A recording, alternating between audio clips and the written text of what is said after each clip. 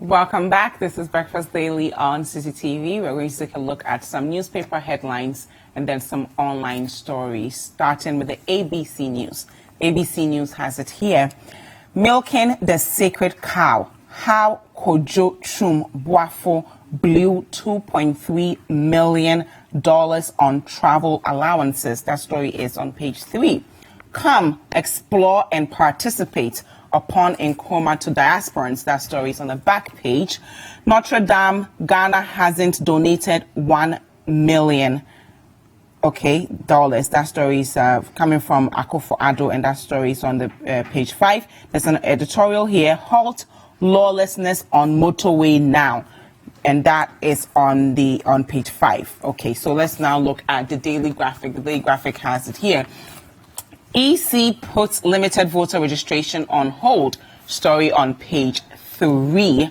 Police smoke out suspected robber from tunnel. That story is on page 16. I'm sure there's some human rights violations there. Finally, distressed savings loans companies, customers' fate in limbo. That story is on page 3 of the Daily Graphic. Now we'll go on to the Ghanaian Times. Disaster looms at Abofu. That story is on page 16. 10 large Odo drain slabs collapse, poses danger to lives and property. So Wilberforce actually has a report on this that we'll be looking at later on in the week. Vice President calls for ceasefire between Kokumbas Chokosis. Story on page 16 of the Daily Graphic. Ghanaian Times. So we're looking at the Ghanaian Times. Vice President calls for ceasefire between Kokumbas Chokosis. That story is on page 16 and 17 of the Ghanaian Times. Capital O2 honored with gold award in international trade. That story is on page 15. And finally, Bank of Ghana fines Barclays Ghana 4.6 million Ghana cedis for breach of FX rules. That story is on page 26. NLA set to roll out Otumfuo lottery game, also on page 15 of the Ghanaian Times. Now we'll go on to the Chronicle. Chronicle has it here.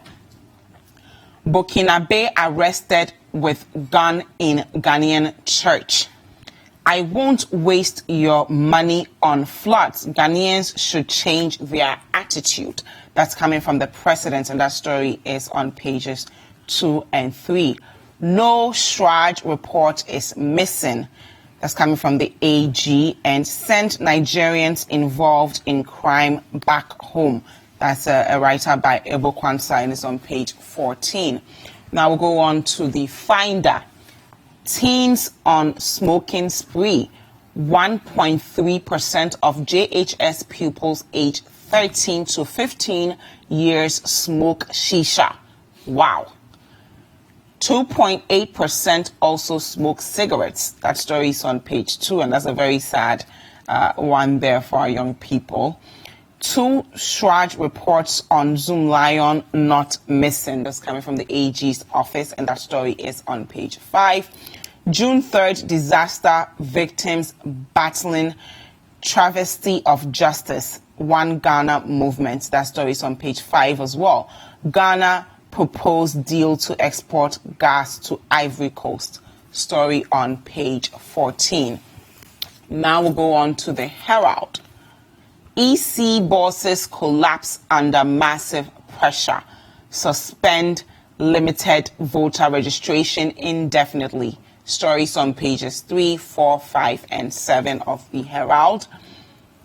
NPP national chairman bluffs Shraj over his 275 bus deal. Health Ministry offers 300 mortuary workers vague promises. Now we'll go on to the New Crusading Guide. I will come after you. Suhum MCE threatens journalist. That story is on page 10. And I don't think that's the right thing to do, but okay. Government equips security agencies to deal with terror attacks. That's coming from the president, and you can read more on pages 3 and 10. EC suspends limited voters registration exercise. Akwatia goes gay as Abakuma Hene celebrates victory over Akwatia Hene. Okay, now let's look at the final paper, The Custodian. Debate over NPP's small dams or dugouts. The full story on page 12. EC postpones voters registration exercise. That story is on page 3. Saved kidney patients Lord Baumia for $24,000 donation. Story on page 3. Invest in technology and innovation. Adra Safo to African leaders. That story is on page 7. Now we'll take a look at some online stories and then introduce our guests here with us, starting with citynewsroom.com, and then we'll move on to citybusinessnews.com. So on citynewsroom.com, we have Agogo Zongo youth justify rejection of MP's donation. We are developing plan to clean up savings and loans sector. That's coming from the Bank of Ghana. Men's Gold begs government to lift Interpol alert on NAM 1. So that's Nana Apia Mensa.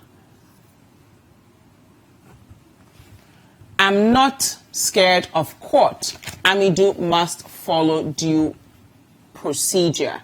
It's coming from Ayaraga. Charismatic bishops kick against regulation of one-man churches. Now let's take a look at some business news from citybusinessnews.com.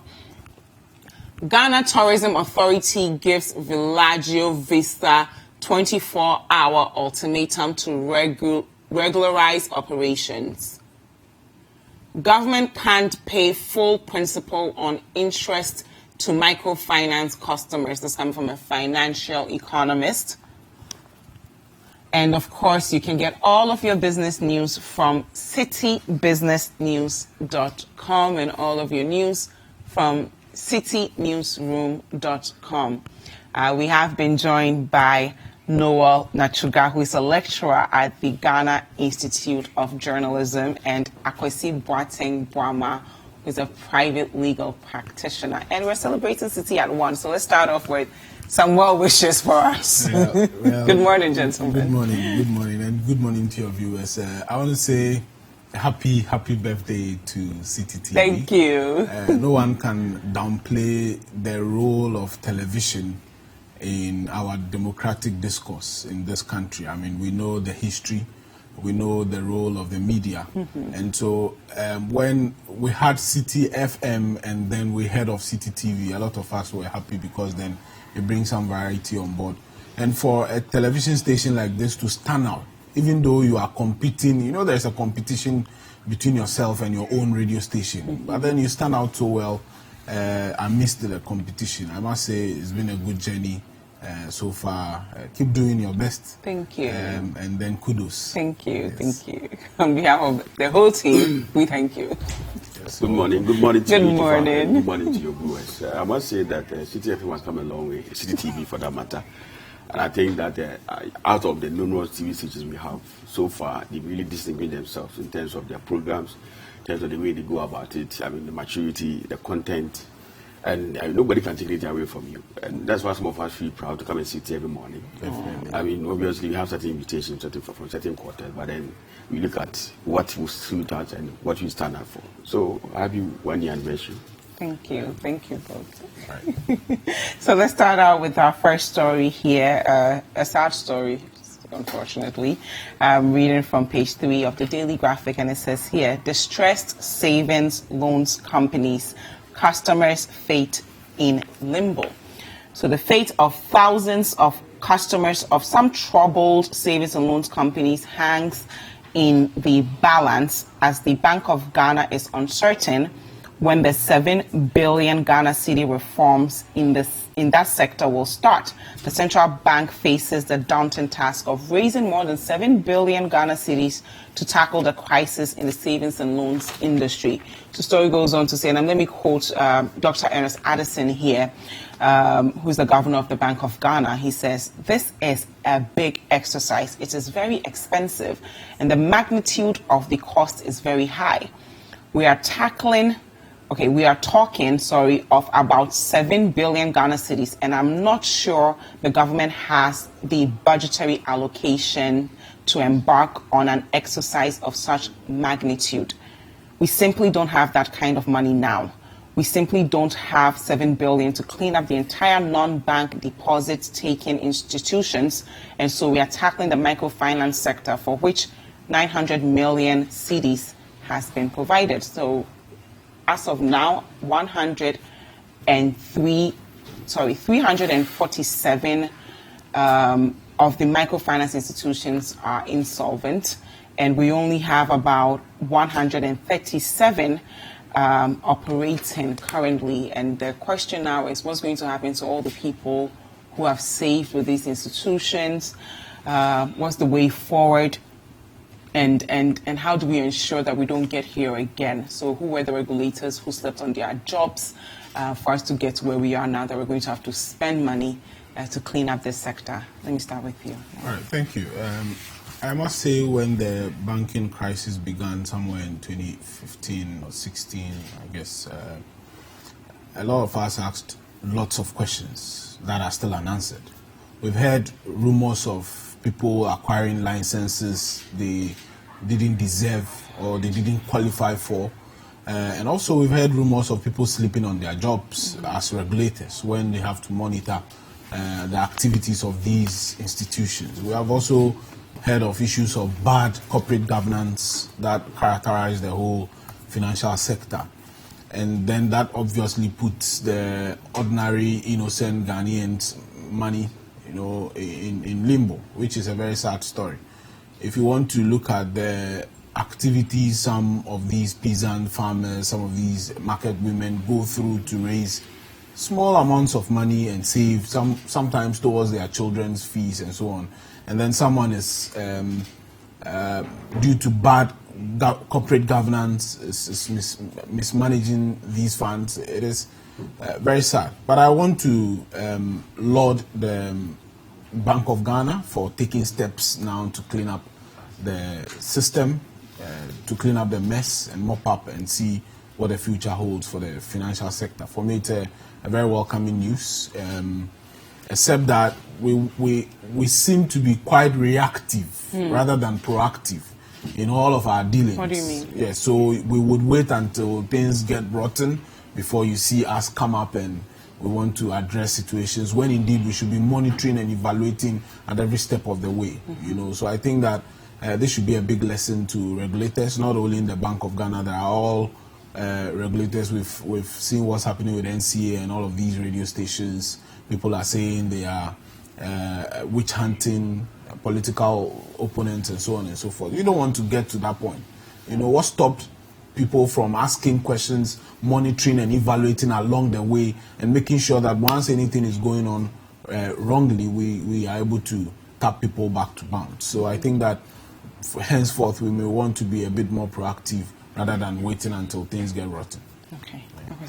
Thank you. I think that moving forward, where can we, on whose doorstep can we attribute this whole mess to? Obviously, is the regulator. And it didn't start today.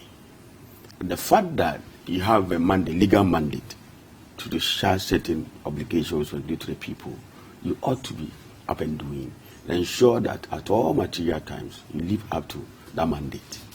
We are where we are today because you can't just blame, as my brother here said, you can't blame an innocent customer who decided to deposit his or her money in an institution that had been regularized, lances given to carry out that mandate, only later to be told that the current circumstances were under, you can no longer get your money. It is very sad and a very bad taste. Because you see, at the end of the day, as a people, we continuously fail ourselves almost all the time. We keep on failing ourselves. That is like, at the end of the day, the less privileged seem to be at the worst point of all this. Because you and I know that microfinance and micro institutions more or less are patronized by the people at the down there, the masses who at the end of the day struggle to even make ends meet. And they have been urged upon every now and then, deposit money, do this. You intend to get money, some loan to do your business back. The person does it. At the end of the day, the person is met with what? Disappointment. So it's a very critical issue. When even the Repeal Banking Act gave Bank of Ghana enormous powers to regularize the specialized deposit taking institution, the banks. Okay, and then at the end of the day, they have failed. They failed. As I was saying, they are just embarking on a firefighting situation now. They failed. And now they are supposed, under their mandate, they are supposed to provide security for depositors' fund security. And that is why, you see, they seem to be trying to canvass some funds to undertake that. It's not because, you see, they have failed. They have failed. But is it enough to just say they have failed, or should people be prosecuted for sleeping on their jobs? I'm coming. You see, it's high time people are prosecuted for sleeping on their jobs. You don't just appear in any of these institutions by mere fact of something being written on paper. You just take it as it is, as your bank statement or as what do you call it, your financial document, bank's balance sheet and other stuff, without delving into it. And so always it looks rosy on the face of it, but then beneath you and I know that there are issues which has gone beyond even what issues that should have been dealt with. So at what point did we realize this? So it took one person initiative, the new Bank of Ghana governor. So all this was what were we doing as a people? So you live in a system, people are crying every day. Meanwhile, people have been entrusted with responsibility to be able to deliver that mandate. You have a whole legal regime. Okay, even the Repeal Bank, as I said earlier on, in the current, the banks and the Special Deposit Taking Institution Act at 930 gives the Bank of Ghana powers. All these things that they are doing, appointment of a receiver, all those stuff, they are all embedded. They are part of the act. So why are we acting now? So we always, as I say, we come here. You see, they know what to do, but I don't know whether it's due to negligence or sheer wickedness, or it's about selfish interest that you work with some of these people, you go to the institutions, you are giving something as a stipend or whatever, and then you just close your mind to the obvious things. Or I can't fathom. I don't understand, because you need to go beyond. They have professionals. So when there's something wrong with your system, you can cross check from banks. This is the bank system. This is what the operation, blah blah blah. What is going on here? So what do we have to wait? Have we held enough people accountable within the financial sector to set some sort of standard for other people who may be considering going down the wrong path? That's what I'm saying. That it's a country where we seem to embrace and worship, some kind of impunity. You see, we think that mediocrity or whatever is normal. So at the end of the day, people do things, at the end of the day, they go away with it. That's the culture we have nurtured to this period. So what's the essence of having law if we're just going to allow people to get away with things, especially within the financial sector? Yes. Now, I really don't know. I've not read the entire banking regime laws where an officer or regulator who fails to regulate law. I don't know. I don't think. I'm not saying. Especially if they are no longer in the position. Yes. How the law should deal with that. I really don't know about that. It's all about do this, do that. So at the end of the day, the liabilities seem to be shifted onto the people they are supposed to supervise. But they themselves, I don't know. But I really haven't come across, so I can't even say it now. But on the basis of your actions or inactions, you can't be held accountable. Exactly. Somebody can go to court. If anybody is about evidence that you failed negligently, you caused this, that. Even some of these people who have lost their money can go to court. And then sue Bank of Ghana, sue all those people. It's possible. If only you can establish your case, prima facie case, that indeed due to your negligence or you sleep on your job, that's where we are today. And then it caused me to lose my money. Yeah.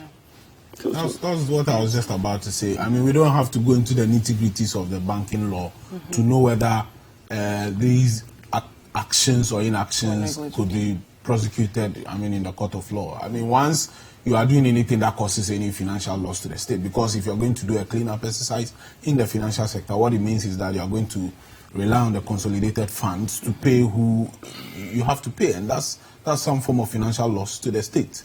And I think that the prosecution should only be at the doorsteps of the Bank of Ghana. We had board of directors in these financial institutions, I don't even know whether they check their qualifications in terms of their competencies to man corporate governance structures and so on and so forth. They ought to be prosecuted as well. We haven't heard anything. People are working freely. We know, we have heard of a lot of misappropriation of funds by even the directors who man some of these financial institutions, and they are working freely. What it appears to me is that the laws are there, but they are only there for the proletariat, and the elites would always have their way. It's such a very sad, such a very sad. So last night on Point of View, the head of financial institutions and supervision, Mr. Joseph Amwa Ewua, said something that was really interesting. That's from the Bank of Ghana, and he said that over 6 million Ghana cedis of depositors' monies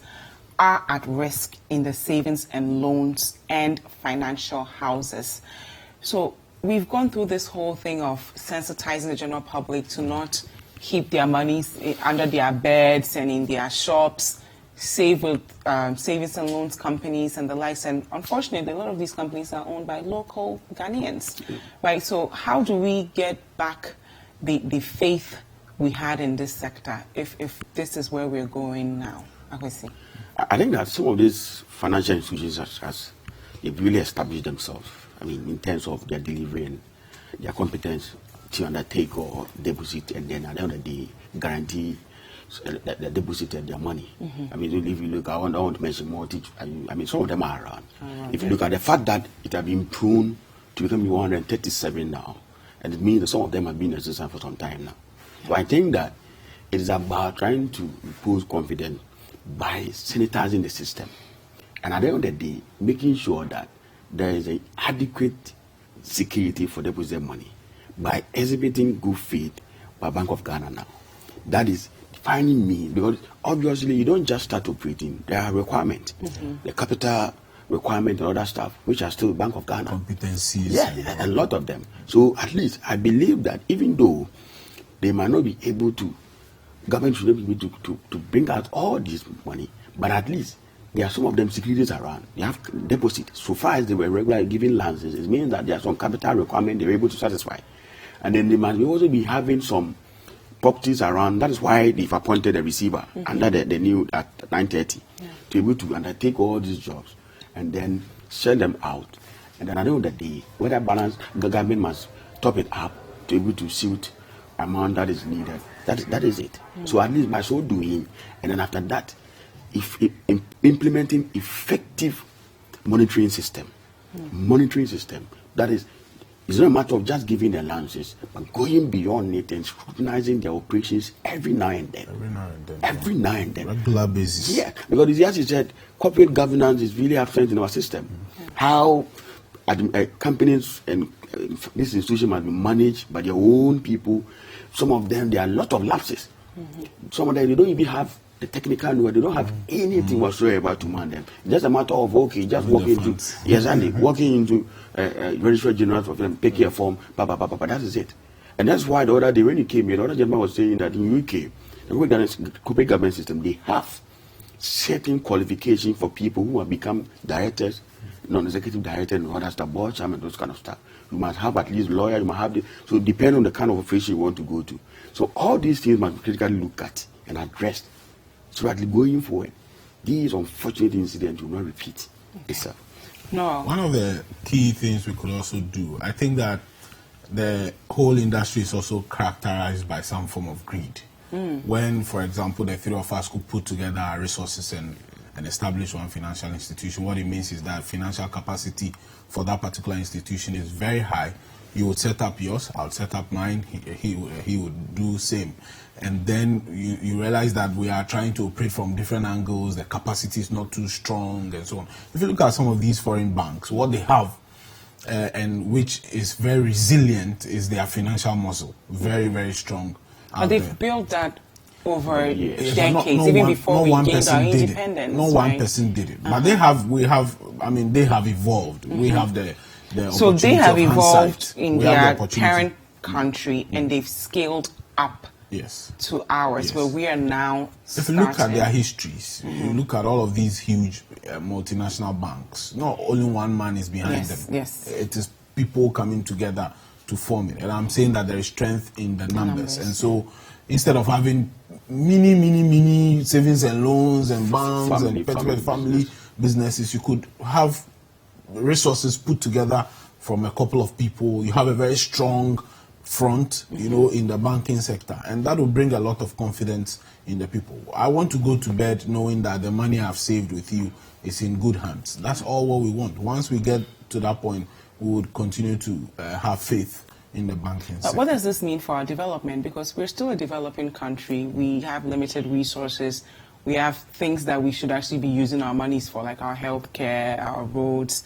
But if we're using the small money we have to bail out some of these institutions, or even, secure depositors' funds, what does that mean for the sectors that we should actually be focusing on if we had not messed up in our financial sector? Yes, so I think my friend here had spoken a lot about regulation, about issues of monitoring and evaluation. But do we understand the impact that has on our I am one person who has always held the conception that Ghana is not poor. Okay. I mean, statistics have shown how corruption, for example, drains our coffers. Right? We are not the poor people. We have the human resources. We have the capacity here. I mean, we go out to other countries to school and all of that, and we excel well. Yes, but we also go out to other countries to find grants to fund our development. That is because we are not managing what we have. There are a lot of countries, so the natural resources are not enough. You need the human resources who would man the natural resources to turn things in your favor. We have lots of countries with almost no natural resource. If you look at the United Kingdom, for example, take Scotland, Aberdeen and all of those places out, and realize they dwell on law and football, sports, and then education. That is what they sell. They don't have all the resources we have here. But what's happening? It's with management. And I don't want to doubt that we don't have the human resources. We have them, but it is just a deliberate attempt to, characterized by very, very selfish interest to amass wealth for ourselves and ignore the masses. And that's the problem. And we know. We cannot be pretentious about this. Yeah. How do we change that mindset? I think that is the Zimmerman. I don't know whether the pronunciation is correct. Yes, he said something. He said that resources are not until they are developed. So you can have gold deposit somewhere. Bauxite. You can have woman resource, everything until you are able to tap and develop it. They are not resources. So that is the bane of our development. Yes. Thank you. On that, we'll go for a quick break. This is Breakfast Daily, and of course, you want to contribute to the conversation. Use the hashtag Breakfast Daily and the WhatsApp line 0550-585-832. We'll be right back.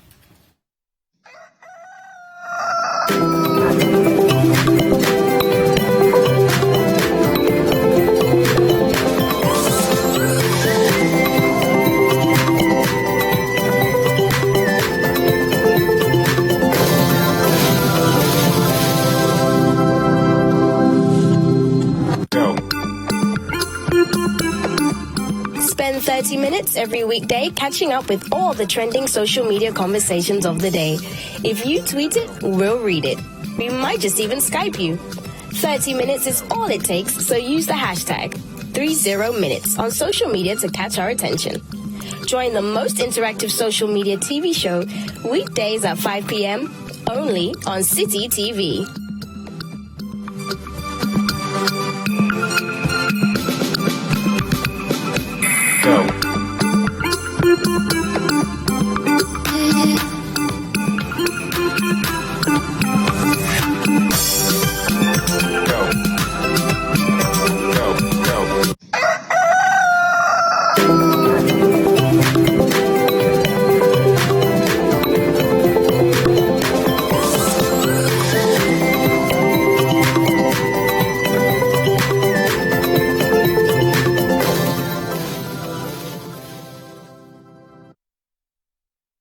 Welcome back. This is Breakfast Daily on City TV. Thank you so much for being with us. And as always, we want to hear from you. So use the hashtag Breakfast Daily and the WhatsApp line 832, and I'll be sure to read your comments and questions. We have here with us Noel Nuchuga, who is a lecturer at the Ghana Institute of Journalism, and Akwasi Boateng Boama, who's a private legal practitioner. And you were wrapping up on the topic that we're discussing, the financial institutions. Yes. As I said, we have the ability, all the means. For me, I think sometimes it boils down to issues of wickedness. Wickedness? Yes, we are being wicked towards ourselves. Okay. Because you see, this is the thing could have been averted, but we wait and it happens, and all of us indirectly we suffer. Because we are going to use, as he said, money from the consolidated fund, whether it came from the oil or wherever loan or whatever, to be able to deal with this situation. That could have been used for better purposes, not yes, better purposes. There are so many others. Here's the case we are faced with flooding anytime it rains. I mean, people don't. People go to the hospital. They don't even have beds to even sleep on. These are challenges that some of these monies could have gone to even solve. But here we are, always firefighting. So that is it. Okay, so let's take a look at our next topic here. EC puts limited voter registration on hold. I'm reading from page 3 of the Daily Graphic. So the Electoral Commission has put the upcoming limited voter registration exercise on hold following an injunction application filed at the Supreme Court to restrain the Commission from undertaking the exercise. So this exercise we're talking about was supposed to happen this Friday, and it was supposed to happen from June 7th to June 27th, but it's no longer going to go on as scheduled. And my question for you, Noel, is couldn't they have engaged people better? Because now you've prepared, I'm sure they've prepared everything coming up to today's Tuesday. We're just 3 days away from Friday. Now we're putting on hold. Speaking of resources that might have been invested in it, did the EC do enough to engage people who may have had some concerns? Right. From the day the Deputy EC chair held a press conference and his posturing was that we have the legal backing to do that, I said there was a big problem. What's the problem with that? The EC chair and the Deputy chair ought to go for reorientation. I mean, you don't hold such a very sensitive position and maintain an entrenched position on issues and say that we have the legal backing. They should know by now. I mean, they are very experienced people. The Deputy EC chair was a lecturer at the University of Ghana, if my records are right. And he should know by now that if you man such a position, you engage your stakeholders more. Stakeholder engagement is something you cannot throw to the dogs. But they tried. Don't you think I mean, every now and then we have parties come out of meetings and cry that issues they've discussed are not what they are implementing, and it looks as though they have their own roadmap.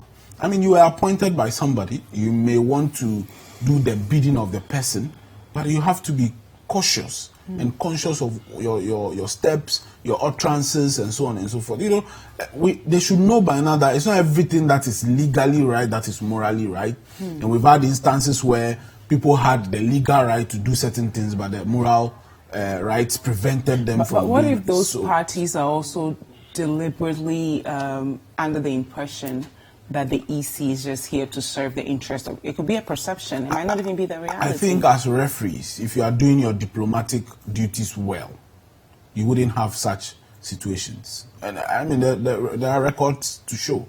If Political parties in opposition who were fine with an EC not appointed that. by Of the people employing diplomatic means of reaching out to their stakeholders. Take it or leave it. The political parties are key stakeholders to what it is that you want to do. And if they are saying, then, I mean, let's come to even the details of the story. You were proposing that you're going to use district offices only for the limited registration exercise. And one party is saying that, no, that is going to disenfranchise a lot of people, prevent them from exercising their constitutional mandate to vote and elect leaders, because it would mean an extra cost of traveling to these district offices. What is so difficult about this to do? Are you going to register yourself? Is the vote, are you the only one who is going to vote?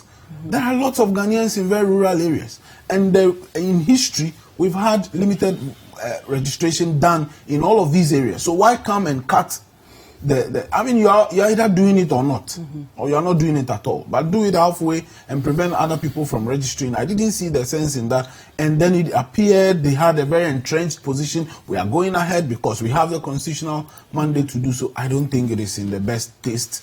If we want to be democratic, you know that you ought to be very, very diplomatic, and you ought to engage your stakeholders. Listen to all the parties and see how you can meet each other halfway. You have to be very empathetic and dialogue with your stakeholders. I don't think the posturing is good for us. Okay, sir. If I think, to be candid with you, I think that the issues NDC with respect to this particular limited registration exercise are germane to national interest. At the end of the day, they are not clamoring for a particular area to be given that expanded registration exercise. They are clamoring for every nook and cranny of Ghana to be given that. Well, you have MPP people and NDC. Exactly. Yes. So as my brother really rightly put it, that entrenched position must be nipped in the bud. But going forward, it doesn't augur well for collective participation or democratic, process. Afarija, if you remember, on the eve of delivering the election petition judgment, Justice, as he there was, Atukuba, Supreme Court, he said that when they approach you initially, that address their concern, you told them, go to court, go to court, go to court. Have you realized that going to court is not an easy thing? Look at how you really struggle, you suffered emotionally, psychologically. You think it's easy? He said it. So you see, right from the word go, when certain things are germane to national interest, we ought not to just put a train position. But on the day, if respect to the fact that you have been given a mandate, the Electoral Commission Act 1993, whatever CI, to do your work, if you don't do it well to suit the national interest, somebody can go to court. It's for interpretation. And the Supreme Court is not a place to play politics or whatever it is. These are people who will look at the greater national good and then place the issue as supposed to be placed. But at the end of the day, why do you have to put some challenges on the way of somebody who is being encouraged to register to exercise, it's a constitutional right. Travel, let's say, someone addresses maybe about 10 kilometers from the district capital. Cross rivers. Why do you have to put all this impediment? So it's a needless impediment. Is it a matter of they not having adequate budget? Or I really don't get it. But shouldn't we also empathize a bit with the EC? It's okay, if this is what they have to work with, is there a way we can work around it? Because if I really need to be registered, no matter where I am, I can try to meet the EC halfway, right? Without necessarily assuming the EC wants to make my life difficult and they just don't want me to register to vote or, coming from that angle. Let me tell you one thing. We all have our individual situations, economic, whatever you may call it. Constraints. Yes. As we sit here, you have no idea. Even one city for someone to buy porridge this morning is a problem. So why do you have to inconvenience that person? Because you see the reason why I'm saying, to be candid with you, if you look at the basis, they said that the same as that was done in the areas that they conducted the creation of new region, the referendum. You realize that about 45% out of the targeted group were able to register, and that calls for a bit of worry. We have to be worried about it, because if you look at the previous projections from the statistical service and the population census, whatever it is, they don't match. Yes, they don't match. It is really, really below, because you don't just target such a small amount of people when previously we all know that the population census has shown over the years that more or less as we proceed and the years go by, our population increases more than before. Then what happened that suddenly it seems to have been reduced? You in your own projections seem to have pegged a particular figure, which ordinarily would not suit any sensical position. You understand that? Because you don't come back when you realize that this thing could have gone forward, but then you are really limiting everything, making it look like that is how it has been. But then that's not how it is. The previous year, if you look at 2016, the 2012 figure was lower than 2016. The registration and the projection, everything. So it is expected that 2017 and 19, at least the potential should go high. When you make it such a huge, they were just trying to do something to suit their own views and capacities. By limiting the number, when then obviously there is no need for us to expand it. But why would the EC do that? That's what I'm saying. I don't know whether they are budgetary constrained. I don't know the cause for that. I really don't know. But sincerely, there is a reason why we have polling stations in almost every area, and the polling stations keep expanding. It's not reducing. All right. So, for example, you could have just one polling station here. The next election, we are springing them into about 2, because we want to get this basic human rights close to the doorsteps of the citizenry as much as possible. But no, this is a limited voter registration. Yes. Can we even fund it if we were going to use what you're saying by utilizing all of our polling stations? I don't for instance? think that the AC can make any excuse for finances, because this is a very, very, very important. I mean, this is like the lifeblood of our political system, elections. All right. And so if we could spend frivolously on other things, why not the Electoral Commission? You understand? I don't think anyone can make any excuse for this. For me, it's even better suspending, the free SHS and get people to vote, because suspending free SHS. I think that's a bit of a stretch. No. I am using the if clause. I'm not saying go and suspend it. I'm saying that if it means even suspending the free SHS. But even isn't that if even it's an if clause. But then you should be minded that it's also a constitutional right. I mean, to be educated to. Of course, but I'm saying that I am putting them on the scale of a scale of preference. I'll allow you to explain. Of course, that's my very candid opinion. Why? Why do you say so? I'm putting them on a scale of experience, a scale of preference, because if you look at elections, that is what determines who is doing wrong. Let's kick him out and bring someone else in. Yes, but we brought a new person in. Are you satisfied? I won't talk about that. Okay. Right. So what I'm saying is that I'm not going to determine who votes for who and who is doing well and who is not doing well. I don't think that's the crux of our discussion. No, it's not. But if we're talking about free SHS, free education, at least if you have access to free education, now you can be an informed citizen and you can vote for the right person. When I'm informed, there is no opportunity to vote. Yes, but once I am informed, but if you're not informed and you vote, isn't that deadly? I am sure that people are informed through the pockets and not through the schools. Really? Of course, yes. We just heard news of some young people rejecting donations from an MP because he didn't live up to his promises. And you think it's because they are not educated? It's because they are educated. That's why they are deciding that we're not going to take your gifts anymore. Live up to your promises. It is because they have been kept in that particular situation with failed promises for too long. So now they are aware. No, they're enlightened. You see, education is not only in the classroom. Yes. Right? So you get aware through your pocket. If I wake up this morning, there's no job for me to do.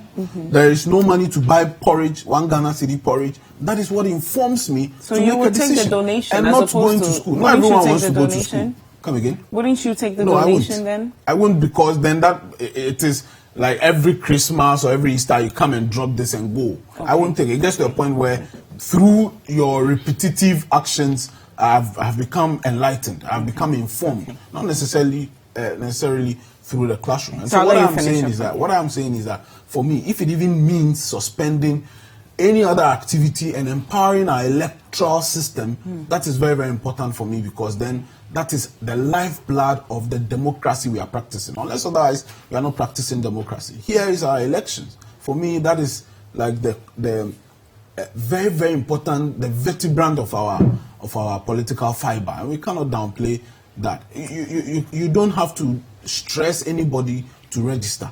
There is a reason why the polling stations are spread across the country. If that's the case, then we should all travel to Accra and vote.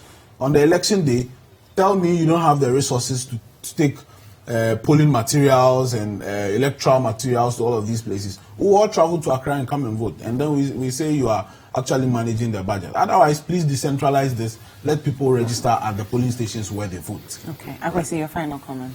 I think I fully associate myself with the comment of my brother here. This is the crux of our democracy. Election plays a vital role. But if people are disenfranchised, at the end of the day, what is the essence of even election? Where a proportion of the population, what do you call it, the voting population, are able to exercise their franchise, while the others are not, but not their own fault, but for occasion by government, whatever you may call it. For me, I think it's quite unfortunate, and I know that I'm not trying to preempt anything, this exercise, it is likely, more likely than not, that it will be expanded to all the police stations. Yes, because that's what I'm praying for. Okay. The court is likely to make that. I'm not preempting, but it's likely, because you can't just inconvenience somebody at your own expense, whatever you call it. Yeah. Yes. Especially if you're there to serve their interest. Exactly. Okay, so let's take a look at our final topic here. I'm reading from citynewsroom.com. I'm not scared of court. Amidu must follow due procedure. So that's coming from Ayariga. So the Member of Parliament for Baku Central, Mahama Ayariga, has defended his decision to countersue the Special Prosecutor Martin Amidu, who is pursuing him in court over alleged tax evasion and fraud. So Mahama Ayariga was speaking to Umaru Sanda on Eyewitness News yesterday, and he says, and I'm quoting him, "I have no objection to going to court. I am not afraid to go to court. I am a trained lawyer, so going to court is not something I am afraid of. This country is governed by laws and constitution, and everyone is guided by it. I am simply showing him that there is a way of dealing with MPs when it comes to trials." And so he's saying that I think he will only be available on Mondays or so. If the Special Prosecutor can make it on Monday, then he's not going to. So he says here, the Constitution simply says that you cannot obstruct an MP in the discharge of his duties. Parliament sits from Tuesdays to Fridays. So if you want me to come to court, you can shift your date to Monday so that on Monday I can come and then we go to court. But if you ask me to come on Tuesday when Parliament is sitting, that is not right, and you will be setting a bad precedent. So you are the lawyer. Yeah.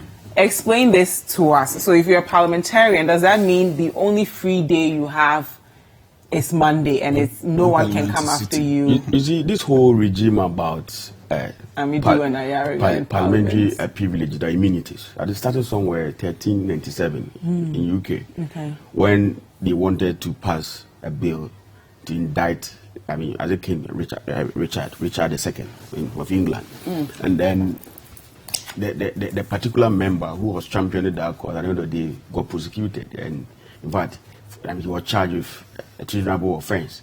So at the end of the day, but he was pardoned later. So they realized that no, now we need to come up with a proper legal regime to govern the activities of parliamentarians. That is, even if they do certain things which are not in good taste in the eyes of anybody, they can be protected. So in the same thing that we seem to have in our constitutional provision, that is Article 117. But you see, it depends on the interpretation one places on it.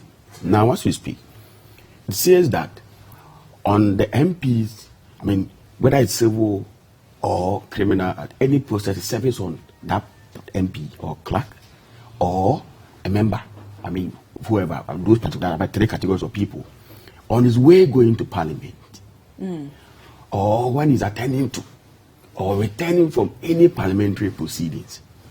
So these are the three key areas that one needs to interpret. So it depends on the kind of interpretation one places on it. Because that sounds slightly vague.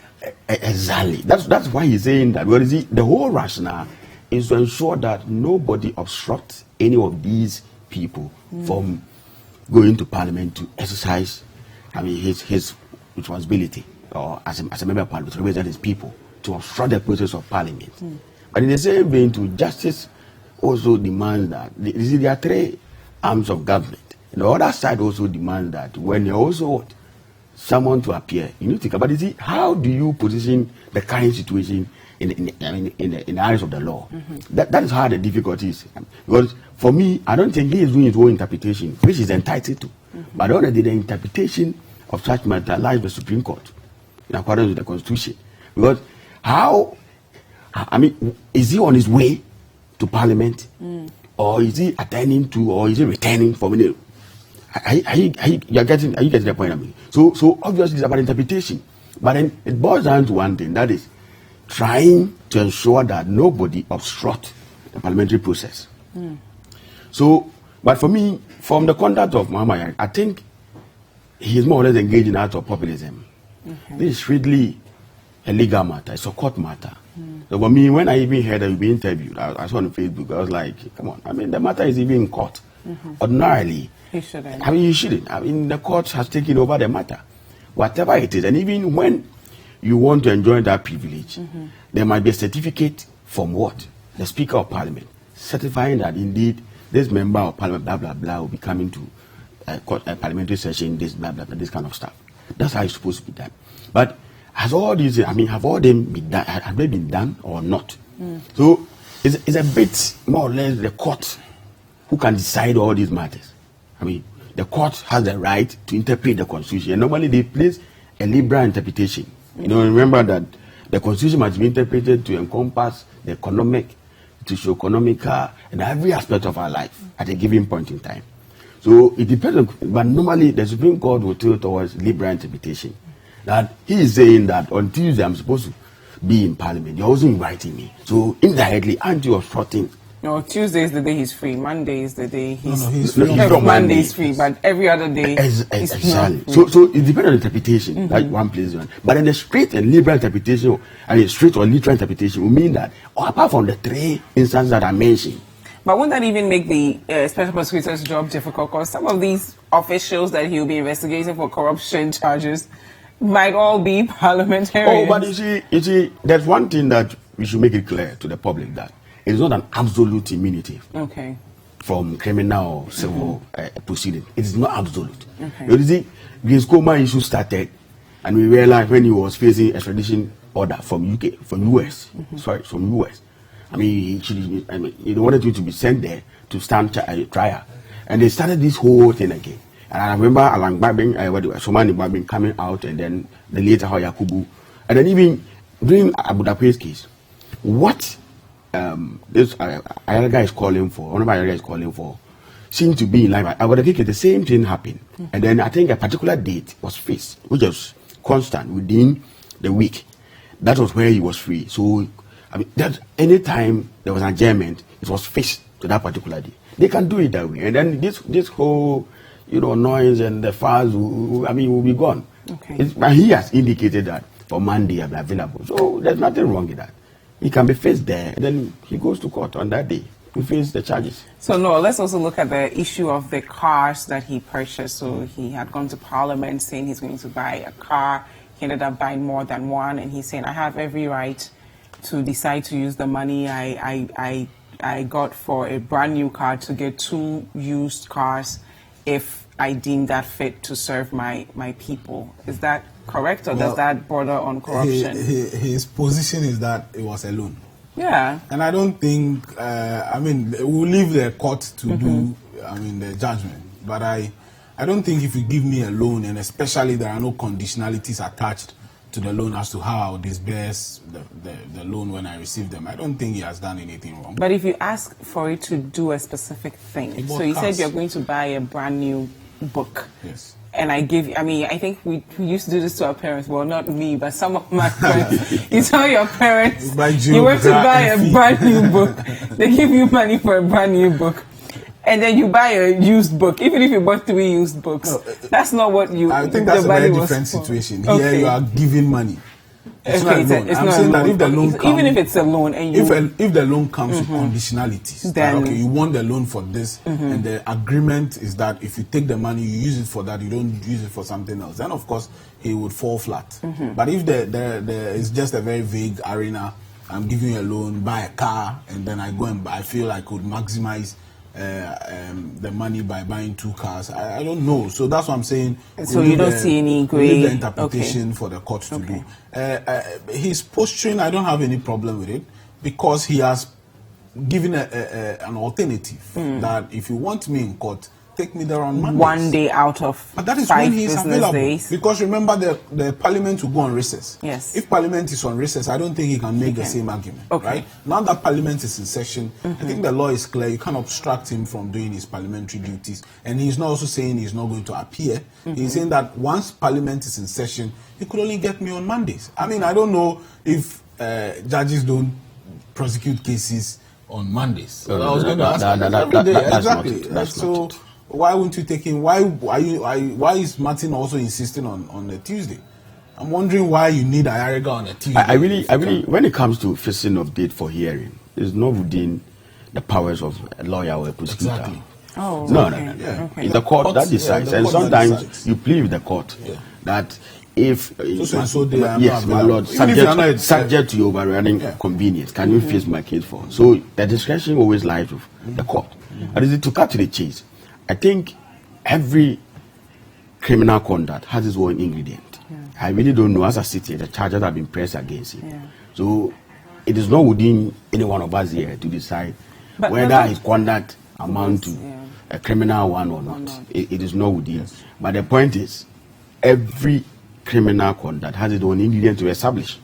And if the prosecution is able to prove beyond reasonable doubt, without even all doubt, then probably yes. But if this is one of the main cases that the special prosecutor is working on, and I'm sure he has a lot more to get through. I even- These are the challenges he's going to face. I even have a problem because if you look at the act, the special prosecutor act, it seems to talk about inordinate, corrupt amount or cases, inordinate, which means that big ones. So if I look at this amount, I'm okay anyway. Maybe because it doesn't. Yeah. I mean, no, this isn't big in your eyes. but a member of it is parliament. not because it's really, I really don't know. But I don't know that much because if they have gargantuan cases, I mean, look at the 50 million Ghana cedis, those kind of. I mean, but this one is. You have to start with. No, but that's what I'm saying. His mandate is inordinate. He's supposed to deal with inordinate. So what kind of cases would you have? Then we all know, but as I sit here, how will I know? You just said we all know. No. We all know he doesn't know. I We just all want to know, know I that don't what you know that you don't And know. I said that is, we all hear things. We all hear. What have you heard?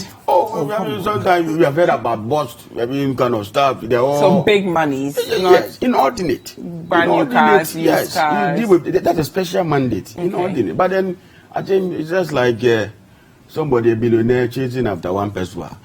But it's still corruption. No, I know, but you see, I'm not saying you should be left off the hook. But at least there are other Not people for who the have special dealt with this. prosecutor. But I think maybe for political or, as we normally say, shaggy reasons. I don't know. I think he went to him a couple of years ago to apologize. So that might I have don't know. But I think there also an evasion of tax component of the whole thing. I think yes, which he said was the fault of the people at the port, not really his fault. Yes. But what lessons do we learn from this moving forward? But I think that, for me, for you to be given that position, the onus lie upon you to discharge issues with respect to integrity. You shouldn't be denting your image with some of these things. Some of these things are avoidable. No. He sits in a better position than you and I to know certain things. He has been an MP for so many years. So some of these things, even if you want to do it, they need to even consult and even ask for clarification that can I be cleared as an MP to even use this? Because ordinarily the money should have been used for a brand new car. That's how it is. But as you rightly said, if you don't know the conditionalities of the loan that was given out to them. But then we all know that normally some of these monies are supposed to be used to buy a brand new car. That's it. Even if he decided not to, he would have even sought clarification how to go about it. All this would have been avoided. But then the tax one, I don't know.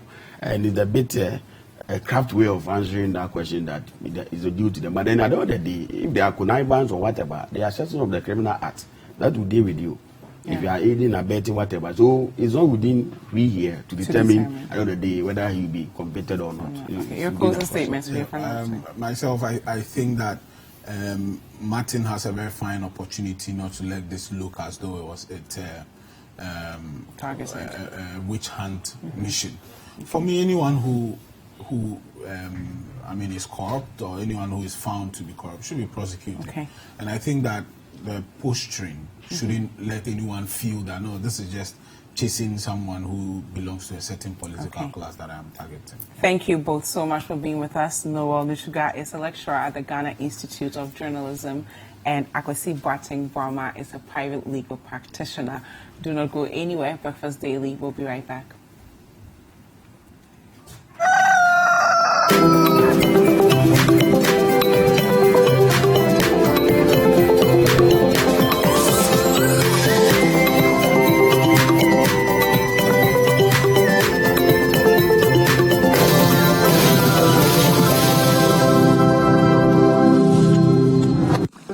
Envelope yourself in the arms of nature. Rise up every day into a refreshing and transforming experience. Relax and enjoy world-class rooms, unforgettable services, and truly sumptuous cuisine. Treat yourself to the exquisite conference facilities with internet access. Take a tranquil boat ride to the beautiful Maha Village and free your spirit as you cruise along Ghana's most captivating water bodies.